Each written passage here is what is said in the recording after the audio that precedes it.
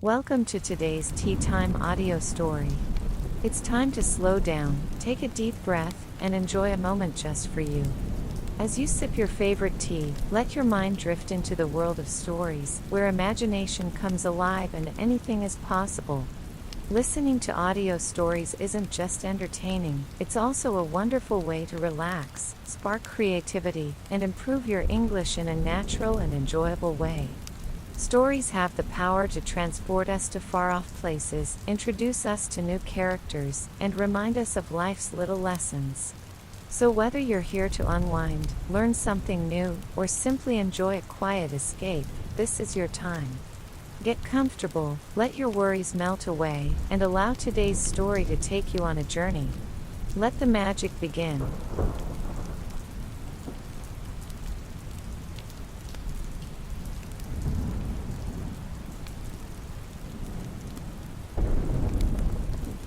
The weight of their investigation was beginning to suffocate them.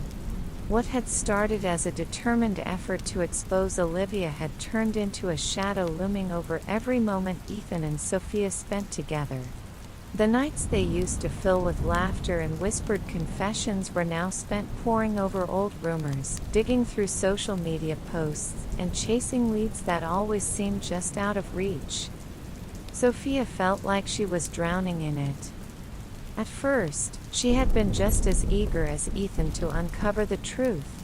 She had seen Olivia's cruelty firsthand, how she manipulated, how she lied, how she had almost killed her on that hiking trail. But the deeper they dug, the more twisted things became. Olivia was careful. Every time they thought they had something concrete, it slipped through their fingers like sand.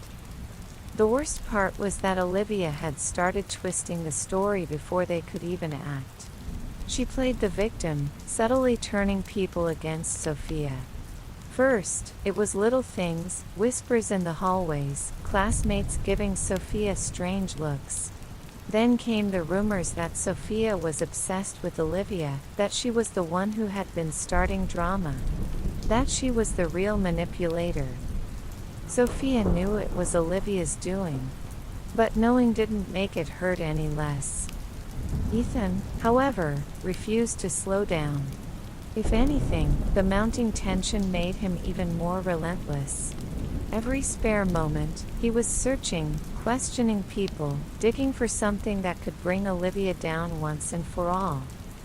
One night, Sophia found him sitting at his desk, his laptop open and a notebook filled with scribbled notes lying beside him. He barely looked up when she entered. "You need to take a break," she said gently. "I'm close," Ethan muttered, flipping through his notes. "I found an old forum post from 2 years ago, some girl from Olivia's old school. She talked about being bullied so badly that she had to transfer. I think Olivia was behind it." Sophia hesitated. "Ethan, we don't know that for sure." He turned to face her, frustration flashing in his eyes. "We know Olivia has a pattern. We know she's done things like this before. But what if we're wrong?" Sophia's voice was quieter now, uncertainty creeping in. "What if we don't have enough proof? If we accuse her without something solid, she'll just twist it against us." Ethan scoffed. "So what? We just do nothing? We let her get away with everything she's done?" "No, that's not what I'm saying." She took a deep breath, choosing her words carefully. I feel like we're losing ourselves in this. We're letting her control our lives." Ethan shook his head. "I'm trying to make sure she doesn't do this to anyone else." "But at what cost?" Sophia stepped closer, searching his face. "We haven't even been acting like ourselves lately. We're always tense, always looking over our shoulders. And people are already turning against us because Olivia is one step ahead." "She's always one step ahead," Ethan muttered bitterly. "That's why we have to be faster." Sophia swallowed hard. "I'm scared, Ethan." That made him pause. His expression softened for a moment. Soft, But the moment passed, and he clenched his jaw again. I can't stop now.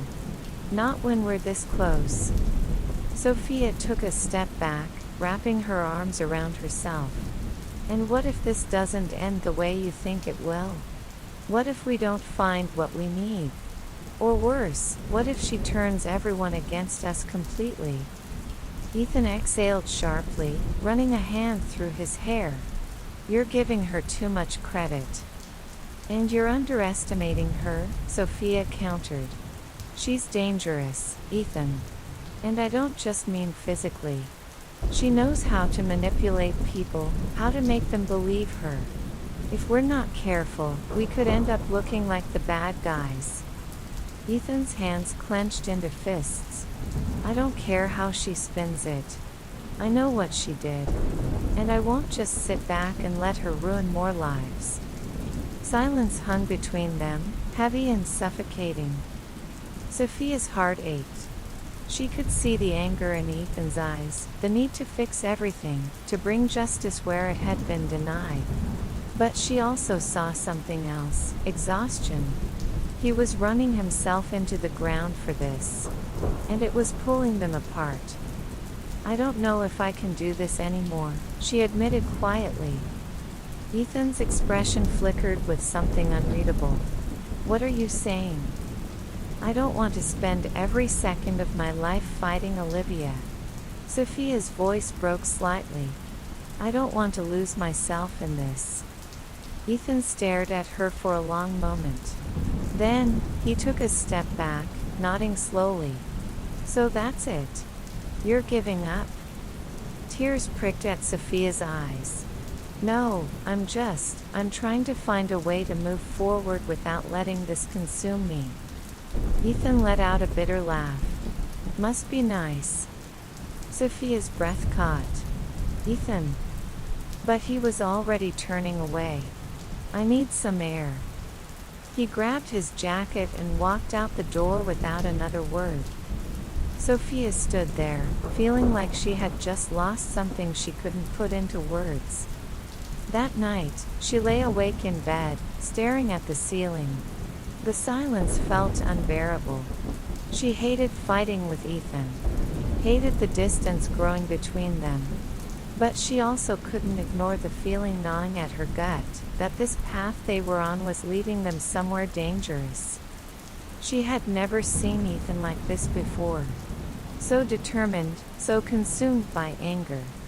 And she was afraid that if they kept going, they wouldn't just lose each other. They would lose themselves. Something had to change. But she didn't know how to fix this. And for the first time in a long time, she wasn't sure if they would find their way back to each other.